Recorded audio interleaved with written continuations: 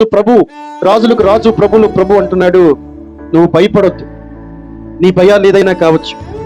అప్పుల భయం, ప్రాణ భయం, కుటుంబ భారం ఏంటి, నా పిల్లల పరిస్థితి ఏంటి అనే భయం, నా భవిష్యత్తు ఏంటి అనే భయం, నేను రోగం ఉంది, ఈ రోగం ఎప్పుడు పోయిద్ది అనే భయం, గుండెల్లో దడ, నిద్రలేని పరిస్థితి, పరిస్థితులు ఎప్పుడు మారుతాయి, కథలు ఎప్పుడు మారిపోతాయి, జీవితాలు ఎప్పుడు మారిపోతాయి అనే కృంగిపోయి భయంతో ఉన్న నీకు నా ప్రభు చెప్తున్న మాట, భయపడవద్దు. చెప్పండి ఒకసారి అందరూ, భయపడవద్దు. నీ పక్కన ఉన్న వాళ్ళతో చెప్పండి ఒకసారి, నీ పక్కన ఉన్న వారికి చెప్పండి ఒకసారి, భయపడవద్దు. దేవునికి స్తోత్రం, హల్లెలూయా. భయపడాల్సిన అవసరం లేదు, ఎందుకంటే రాజు ఎదుట మనం ఉన్నాం. దేవునికి స్తోత్రం, హల్లెలూయా. ఎవరైనా రాజు దగ్గరికి, ఉదాహరణకి ఇప్పుడు అంటే రాజులు లేరు, ఎమ్మెల్యేలే ఉన్నాడు.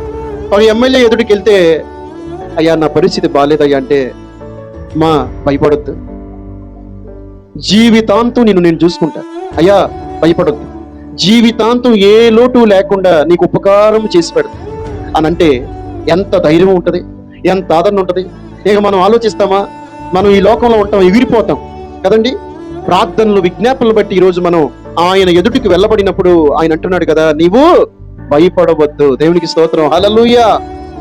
ఈరోజు మనం భయపడాల్సిన అవసరం లేదు. మన జీవితం ఆయన చేతుల్లో ఉంది.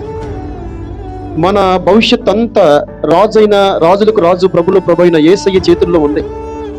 ఆయన అన్నాడు, నా సెలవు లేకుండా ఒక వెంట్రుక కూడా రాలిపోదు.